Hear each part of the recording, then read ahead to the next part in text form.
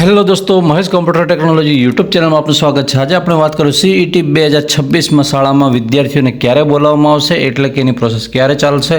અને કુલ કેટલા રાઉન્ડ પડશે, જતી વખતે કયા કયા ડોક્યુમેન્ટ્સનું ધ્યાન રાખવું પડશે અને હા, કેટલાક ઉમેદવારે ભૂતકાળમાં સીઈટી આપેલી બરાબર, અને શું એમને બોલાવવામાં આવશે કે એમને ક્યારે થશે એની વાત કરીશું। ઓકે, તો પહેલી વાત છે આપણે શાળામાં બોલાવવામાં ક્યારે આવશે એની વાત છે। તો આ પ્રોસેસ છે, તમને એમ લાગશે કે સર અમે પહેલાં તો રજિસ્ટ્રેશન કરી દીધું, અમને શાળા પસંદગી આપી દેવામાં આવી બરાબર, જ્ઞાન શક્તિ શાળા છે, આવી બધી જે પણ યોજનાઓ જે લાગુ પડતી, પણ એમાંથી સ્પેશિયલિફિકેશન જે સ્કૂલો છે બરાબર, એની અંદર પણ અમને એ કરી દેવામાં આવી, પણ અમને ફેક્ટ કઈ શાળામાંથી એ આવશે એ હજુ ખબર નથી। તો હા, એ તો અત્યારે તમને અંદાજે ના કહી શકાય, કેમ કે જે તમારું મેરિટ છે જે તે શાળાને અનુસંધાનમાં આવતું હોય, એટલે કે દાખલા તરીકે તમે એક્સ નામની શાળા પસંદ કરી છે બરાબર, આ શાળાની અંદર જે વેકેન્સી છે 150 જેવી છે બરાબર, પણ તમે આ પસંદ કરનાર વિદ્યાર્થીઓની સંખ્યા વધી જાય છે, 200 જેવી થઈ જાય છે, તો 50 વિદ્યાર્થીઓ જે મેરિટમાં નીચા મેરિટવાળા છે એ વિદ્યાર્થીઓ અહીંયાથી બહાર નીકળી જશે, સિમ્પલ। અને આ વસ્તુ પછી તમે પ્રાયોરિટી બીજા નંબરની આપી હતી એ શાળામાં જશે, ક્યાં કે તમે પ્રથમ ક્રમમાં જે આપેલો ને ક્રમાંક પહેલો બીજો ત્રીજો એમાં જશે બરાબર, એમાં ના લાગશે તો ત્રીજામાં જશે, એ રીતે થશે બરાબર। અને કદાચ કોઈ યોજના આપી દીધી હોય, દાખલા તરીકે તમે રક્ષા શક્તિ આપી દીધી હોય, તો ત્યાંથી પહેલાં તો રક્ષા શક્તિની સીધી વાત કહું, 85થી ઉપર માર્ક્સ હોય તો જ પસંદ કરાય, બાકી ના કરાય, એ બાજુનું આટો મરાય જ ના,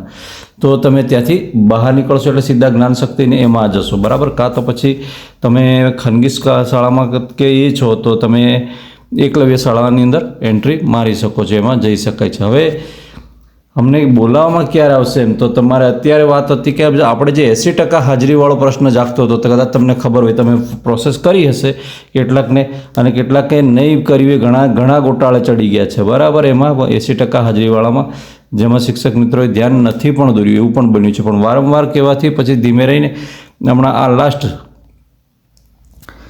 સૂચના આપી દેવામાં આવી હતી ગુરુવાર સુધી કે તમે આને ફિલિંગ પૂર્ણ કરી દો, આજે છેલ્લો દિવસ છે, અને પછી આપણે આજે 26 તારીખે શું છે તો તમને ખબર છે બરાબર, આજે રવિવાર છે એટલે। તો હવે આ પ્રોસેસમાં બધા જોડાયેલા હતા રવિવારવાળી પ્રોસેસમાં, એટલે હવે બધા કર્મચારીઓ ફ્રી થશે, અને ફ્રી થશે એટલે ફરી પાછી આ પ્રોસેસમાં ચાલુ થઈ જશે, એટલે ફટાફટ એમાંથી તમારું એક મેરિટ જનરેટ થશે, મેરિટ જનરેટ થઈને એ પ્રમાણે તમને બોલાવવામાં આવશે તમારી સિલેક્ટ થયેલી જે શાળા, મેં હમણાં તમને પ્રોસેસ સમજાવી તે શાળા, એટલે કે તેમાંથી તમે કદાચ એની PDF એક્સપોર્ટ કરીને રાખી હશે કે ભાઈ મેં આ શાળાઓ પસંદ કરી છે ક્રમ પ્રમાણે, એટલે એ શાળાઓનું ધ્યાન રાખવાનું, એમાંથી ફોન આવશે અને એમાંથી બોલાવવામાં આવશે, એ બહુ હોય નહીં પણ અઠવાડિયું જ લાગશે, એટલાની અંદર તમને બોલાવી લેવામાં આવશે। હવે તમને એમ થશે કે સર કુલ કેટલા રાઉન્ડ પડશે, તો તમને કહી દઉં તો કુલ રાઉન્ડ આપણે દેખવા જઈએ તો આ પહેલો રાઉન્ડ તો આ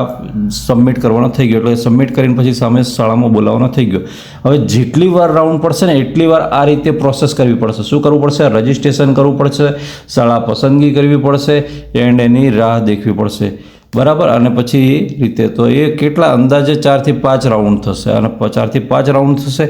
બરાબર। તો મેં એક વાત કરી કે સર અમે જૂના પાસ થયેલા છે એનું શું, અમે વધારે મેરિટવાળા હતા ને અમારે ભૂલથી રહી ગયા હતા કે અમે સ્કોલરશીપને વાયદે લાગ્યા કે ઓલું પેલું કે ગમે તે, અને કદાચ ઘણા ઉમેદવારો એવા પણ છે કે જે કોઈ પણ યોજનાનો લાભ લીધો નથી ને અત્યારે એમને ખુજલી આવી છે કે ભાઈ મારે યોજનાનો લાભ લેવો છે, પણ હું ગયા વર્ષે પાસ કરી દીધી હતી બરાબર, તો એ ઉમેદવારો એપ્લાય કરી શકે છે, બાકી કોઈ પણ ઉમેદવારે જો યોજનાનો લાભ લઈ લીધો છે બરાબર, કોઈ સ્કોલરશિપ યોજના છે કાં તો પછી કોઈ સ્કૂલમાં, અને પછી એડમિશન ત્યાં કન્ફર્મ કરી દીધું, ભલે તમે 2 દાડા રહ્યા કે 3 દાડા રહ્યા એ શાળાની અંદર, પણ એ તમે યોજનાના અંદર એન્ટ્રી મારી દીધી તો તમારા નામની ત્યાં ચોકડી વાગી જશે, એટલે તમે એ રેસમાંથી બહાર આવી જશો। ઓકે, એટલે તમને નહીં એ કરવામાં આવે। આ જે પ્રોસેસ છે એ ચોથા રાઉન્ડ પછી થશે, ચોથા રાઉન્ડ પછી આ પ્રોસેસ થશે બરાબર, 99.99% આ પ્રોસેસ થશે। હવે આપણે વાત હતી કે શાળામાં બોલાવવામાં તો આવશે, પણ અમારે ડોક્યુમેન્ટ્સ કયા કયા લઈ જવા, તો આપણે વાત કરી કે અત્યારે તમને એ જે તે જન્મનો દાખલો છે બરાબર છે, LC છે, માર્કશીટ છે, આ તો બેઝિક વસ્તુઓ છે, વિદ્યાર્થીનું આધાર કાર્ડ છે, અહીંયા સુધી કે માતા પિતાના પણ આધાર કાર્ડ જરૂરી છે બરાબર, અને વિદ્યાર્થીના ફોટા છે એ બરાબર, એ બધાને એ કરાવી રાખવાનું, અને વિદ્યાર્થીનું બ્લડ ગ્રુપ છે બરાબર, એ પણ ઓકે કરી દેજો। અને પછી વિદ્યાર્થી જે પણ છે ભવિષ્યમાં એક વિડીયો બનાવીશ કે જેની અંદર ડોક્યુમેન્ટ્સ લઈ જવામાં આવે, એની અંદર કેવા પ્રકારના હોય છે કે જે મેડિકલ ફિટનેસનું સર્ટિફિકેટ છે એ પણ વિદ્યાર્થીના નામનું લઈ જવામાં આવે છે કે આ વિદ્યાર્થીને ભૂતકાળમાં કોઈ પ્રકારની કે હાલમાં કોઈ લાંબી કોઈ બીમારી નથી, આ પ્રકારનું છે,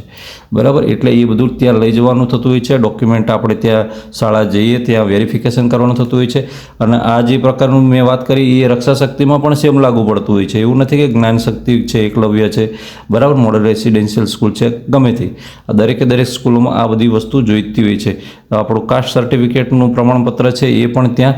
દઈ દેવાનું રહેતું હોય છે કે આપણે જે પણ કાસ્ટની અંદર હોઈએ છીએ, બરાબર. તો આ રહી વાત. ઓકે મિત્રો, વિડીયો ગમે તો વિડીયોને લાઇક કરજો, ચેનલ પર ન હોય તો ચેનલ સબસ્ક્રાઈબ કરવાનું બિલકુલ નહીં ભૂલતા. અને હા, કંઈ પણ પ્રશ્ન હોય CETને લગતો તો હવે આપણી મુલાકાત અવારનવાર થતી રહેશે. હું કોમેન્ટમાં જવાબ આપવાનો પ્રયત્ન 100% કરીશ. જય હિન્દ.